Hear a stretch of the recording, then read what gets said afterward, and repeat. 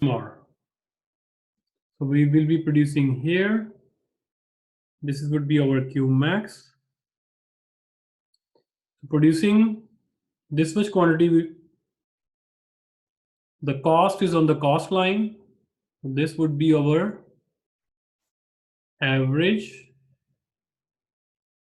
total cost, right? And on the price is on the price line. So the same point would be price, right? So let's look at the clear version here. Here we go. Right? So where we need to produce, where MC is equal to MR, producing this much will cost us this much amount and this much is the price, right? So the long run scenario fulfills the condition of the perfect competition where price will be equal to average total cost. So that is the condition for perfect competition. But we know that perfect competition has one requirement, that is it produces according to the societal needs, right? So in perfect competition, demand equal to supply. So what is the supply curve here? MC is the proxy of supply. What is the demand? Demand is the price line. So if it is exactly 100% equal to the perfect competition, it should produce here, where demand equal to supply, right? But they are producing where MC is equal to MR.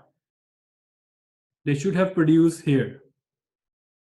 But they are producing where MC is equal to MR. It means they are not producing enough. Plus, price would be exactly equal to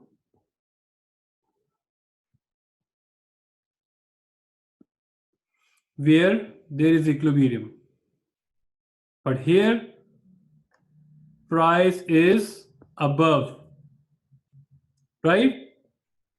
So you see that MC is equal to MR is here.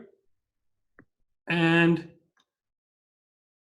in perfect competition, price is equal to, what is the long run scenario? Condition for perfect competition, price must be equal to average total cost, right, and marginal revenue, and MC. But here you see price is equal to average total cost. This condition satisfied, but this condition is not satisfied. MC is equal to MR is here. So there are two differences. One is the production. They have the capacity, but they are not producing enough. Plus, they are charging above MC. So like in short run, we saw that monopolistically competitive firm behave like monopoly in short run, but monopoly do not have any loss, but monopolistically competitive firm can have loss, right? Similarly, with long run scenario, monopolistically competitive firm in long run behave like perfect competition with two differences. Number one, they are not producing as demand is equal to supply. It means they have the capacity, but they are not producing enough for the society. Plus, the price is also high. Price is not equal to MC. So that's what we will be discussing in the next slides. So are we clear, Pirnan, here? How the graph is different from the perfect competition long run graph? yes. Good. So here we go. So that's what I talk about here. Number one difference is that the monopoly price exceeds the marginal cost. As in comparative firm, price equals average total cost. Free entry and exit drive economic profit to zero, which means price must be equal to average total cost. Right? So due to that one, we name those two scenarios. Number one, two conditions. Number one, they are not producing enough, so we call this. There are two noteworthy differences between monopolistic and perfect comparative firm. I think I made a mistake here. This is monopolistically competitive. I should write here monopolistically competitive firm. So let me write right here as well. Otherwise, it does create some problem for you.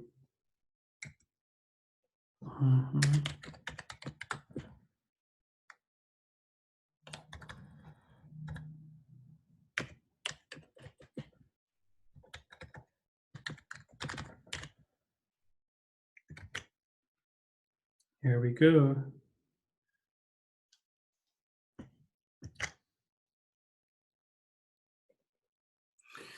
So there are two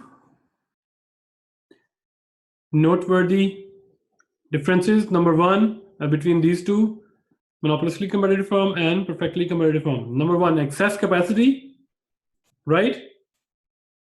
Because monopolistically competitive firm is not producing like the perfect competitive firm. Number two, markup over marginal cost. Monopolistically competitive firm charges price above marginal cost. So let's just discuss that. Excess capacity. So in perfect competition, there is no excess capacity. Demand is exactly equal to supply. So why is that? Why there is excess capacity? Because free entrant results in competitive firm producing at a point where average total cost is minimized. Okay. Yeah, this is the characteristics of competitive firm. In competitive firm, we don't have any excess capacity. Why is that?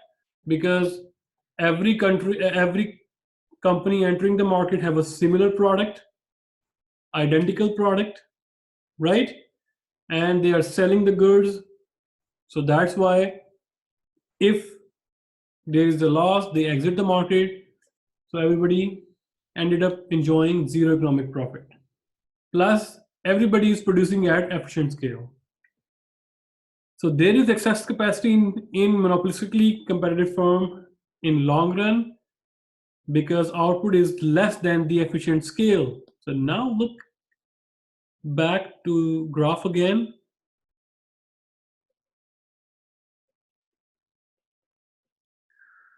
So where companies should produce at efficient scale. So or this monopolistically competitive firm producing at its minimum, it should produce here, right? At its minimum. So this area where cost is minimum. So let me again. So this area where cost is minimum, but they are producing at higher cost, right?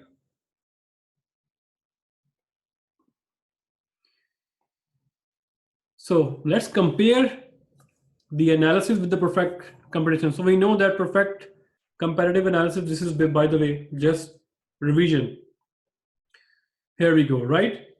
Because price is equal to AR is equal to MR. It is equal to MC in long run analysis. So everybody is ended up enjoying zero economic profit. Price is equal to average total cost, right? And also equals to MC is equal to MR. Condition for maximization is the same. So if you compare, okay, here, and the firms are producing at their efficient scale. So what is the efficient scale? The bottom of the U-shaped curve is called efficient scale. But here, if you compare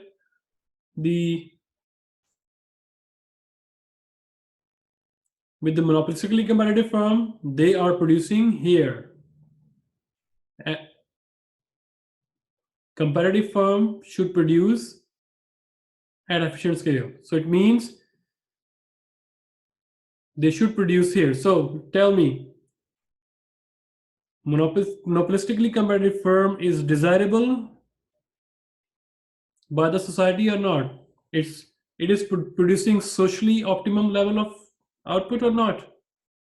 Answer is No. no. They should produce here. So because of that, and do we need to do something to tackle this problem?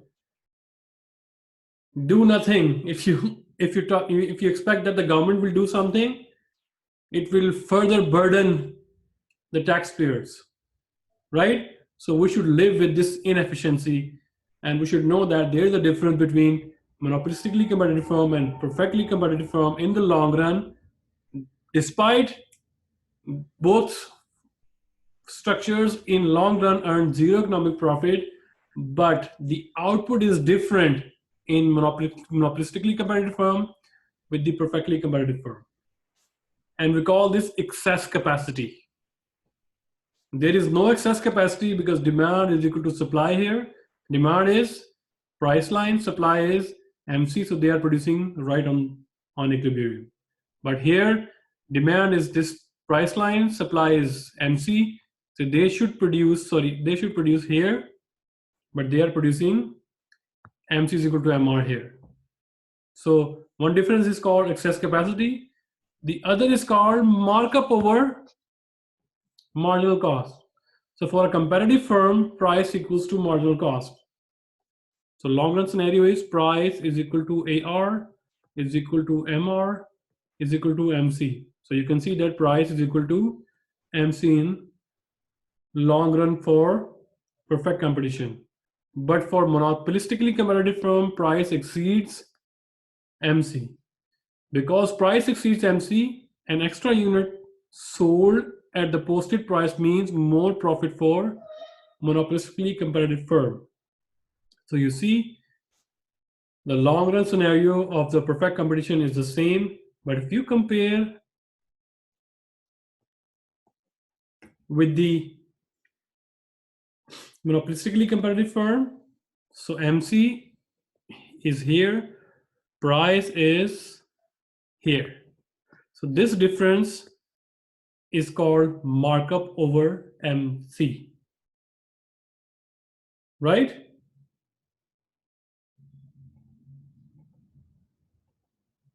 So it means that argument that monopolistically competitive firm behave in the long run as according to the perfect competition